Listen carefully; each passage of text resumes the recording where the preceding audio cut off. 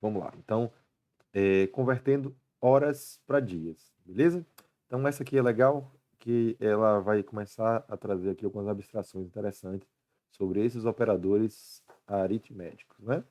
Então, a questão diz, ó, escreva um programa que recebe da entrada um número inteiro em horas, cria uma variável uma chamada horas para receber esse número, né, de entrada, use o comando prompt para receber o número, use a expressão abaixo para guardar esse número, né, digitado, né, na variável horas, certo? O programa deve converter essas horas em dias, beleza? Depois deve imprimir a resposta. Exemplo, se for 60 horas, imprime 2,5 dias, beleza? Lembre que o dia tem 24 horas. Nesse exemplo, serão testados vários valores de entrada. Show? Então, aqui a gente já mostra um exemplo no sistema Loop em que ele executa para a gente vários testes automaticamente. Ok? É, pessoal, eu vou fazendo aqui. Qualquer dúvida me fala, né? Então, é, vamos lá. Aqui ele já deu uma dica de cara, né? Já mostrou aqui, ó. Faça isso aqui, ó. O que é isso aqui? O que é que esse cara, o que é que ele está falando aqui? O que é que ele está falando aqui? Ele está dizendo, ó. Vocês vão criar uma variável horas. Isso aqui vai fazer uma atribuição, ou seja, eu vou executar esse comando aqui. Esse comando vai realizar, vai abrir uma janelinha, né, para o usuário e vai pedir para o usuário digitar as horas, certo? Quando o usuário digitar as horas, eu recebo as horas e atribuo a minha variável hora, que é o local onde eu guardo informação aqui no meu programa. Então, horas é uma caixinha que guarda informações. Nesse caso, vai guardar o número de horas, beleza? Aí, ó, ele fala, ele dá outra dica aqui, ó. Ele sabe que um dia tem 24 horas, beleza? Então, já que um dia tem 24 horas, o que é que eu vou fazer? Eu vou fazer uma outra variável, dias, e vou fazer o seguinte. Se eu sei que horas, né, é um valor qualquer, um número inteiro qualquer, a pergunta que vem na cabeça é quantas horas ou quantos dias cabe nessa quantidade de horas? Quantos, né? Se eu tenho aqui, ó, 60. Quantos dias cabem em 60 horas? Se eu perguntar para vocês, vocês dizem rapidinho aí, não é verdade? Hein, pessoal? Diga aí no chat. Quantos dias eu tenho aqui? 60 horas, tem quantos dias? Aí, como é que eu vou fazer isso? Eu vou colocar, ó, eu sei que cabe 24 uma vez, cabe 24 duas vezes. Ó, ele já mostra aqui, já deu 48, né? Se eu colocar mais uma vez, cabe três vezes? Opa, não cabe mais, só cabe duas vezes. Beleza? Por exemplo, se eu pegar o 72, cabe uma vez? Cabe, ainda tem espaço. Cabe duas vezes? Cabe duas vezes. Cabe três vezes? Cabe três vezes, bateu certinho. Divisão inteira, né? Divisão por três. Então, qual é a operação matemática que eu tenho que fazer para que eu consiga recuperar quantas partes, né, de 24, quantos dias cabem em 60? Então, vou dividir por 24, beleza? Aí ele dá aí justamente 2,5. Se eu pegar o 72, quantos, né, dias, ou seja, quantas 24 horas cabem em 72 horas? Eu boto aqui, fez. Então, beleza, e por aí vai. Essa é a lógica. Então, eu estou usando essa operação matemática, abstraindo essa operação matemática para encontrar quantas vezes, né, uma determinada grandeza, um determinado valor cabe em outro, né? Eu consigo enxergar esse valor de entrada como o montante de horas, e eu sei que nesse montante de horas, dentro desse montante de horas, cabe dias aí dentro, né? Cabe alguns dias ou não, né? E aí eu vou usar a divisão para ajudar nessa tarefinha, certo? Então a pergunta é: quantas 24 horas cabem aqui dentro? O que é que eu faço? Divido por 24 e aí tem uma resposta em dias e aí eu posso usar o alert para mostrar quantos dias de fato tem aqui nessas 24 ou nessas horas que estão entrando, certo? Eu vou bater aqui mais uma tecla que é importante, certo? O que é interessante de um programa, fazer uma reflexão aqui junto com vocês. Então, observe que nesse programa, a gente está aqui começando nosso estudo de programação, mas nesse programa, praticamente, eu não lidei diretamente com os números, né? O que eu fiz foi criar uma variável, e essa variável me dá liberdade para tratar qualquer número de entrada. Pode ser 72, 70, 80, 90, o número que for de entrada, o meu programa, o meu sistema vai ser capaz de lidar, né? E aí vem também aquele conceito de algoritmo. Qual algoritmo que tem aqui? O algoritmo diz assim: eu vou pegar a informação do usuário, né? Vou pegar a informação do usuário.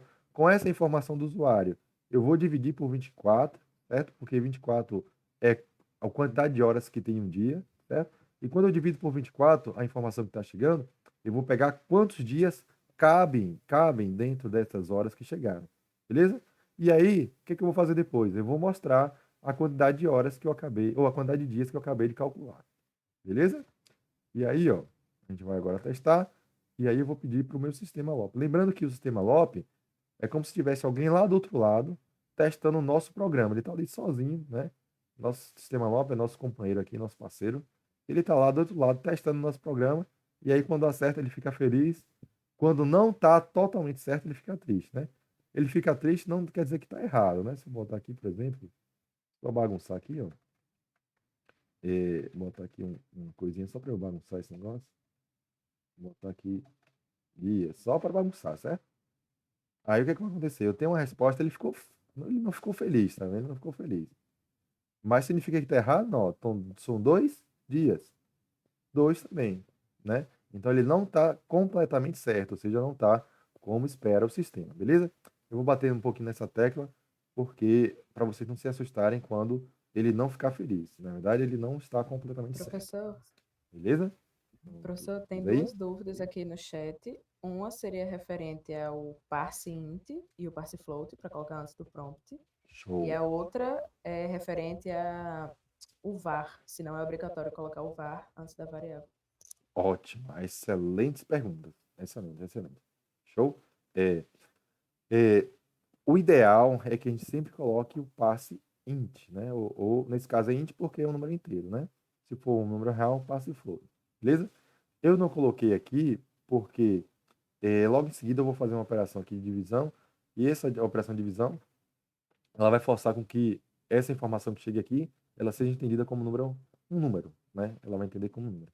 Mas nem sempre as operações que a gente vai fazer em seguida elas vão forçar a conversão. Então, para que vocês garantam que a informação que está chegando em horas, eu quero que quando chegar em hora, o computador entenda isso como um número. Computador, isso aqui, ó, computador, é um número. Então, vocês vão dizer, computador, olhe essa informação que o usuário digitou como um número, certo? Eu quero que você olhe isso que o usuário digitou como um número. Parse, um passe int. Beleza? Vou confirmar Professor, isso. tá com O. Ops, passe int. Pronto. Beleza, beleza. Por isso que não ficou. Quando eu errei, tá vendo? Ficou na cor clara. Quando eu acertei, ó, ele já mudou de cor, ficou verde. Ele reconhece esse comando aqui, né? Então, paciente.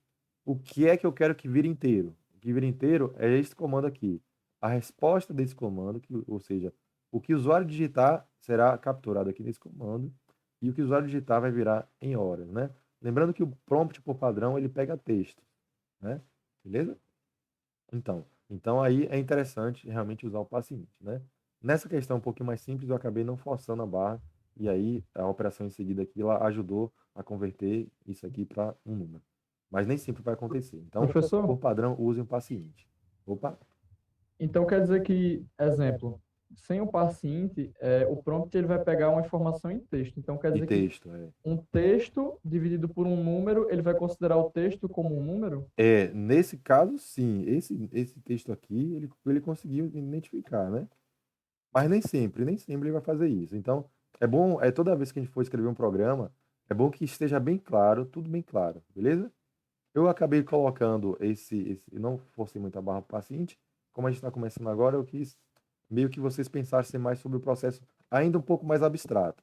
Mas quanto mais detalhes a gente conseguir estudar, quanto mais detalhes a gente compreender aqui de tudo que está sendo digitado, melhor, certo? Então, tudo que está sendo digitado tem que fazer sentido na cabeça de vocês.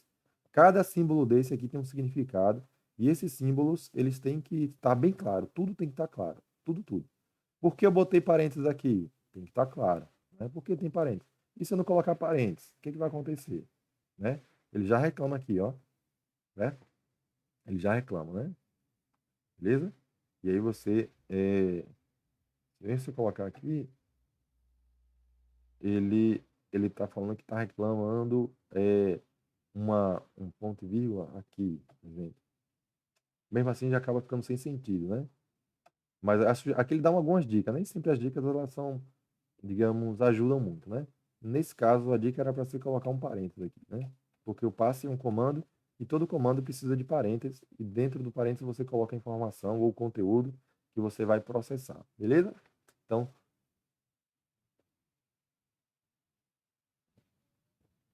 beleza? Então tudo precisa fazer sentido aqui nesse programa, beleza? E a variável é justamente para a gente poder, eu posso declarar ou não variável, certo? Assim que eu faço uma atribuição, é como se eu criasse essa variável nesse momento, certo? Eu posso voltar a botar o var, né, para garantir que de fato isso aqui é uma variável, mas eu não preciso, não é obrigatório não. A atribuição acaba gerando a variável para mim, ok? Beleza?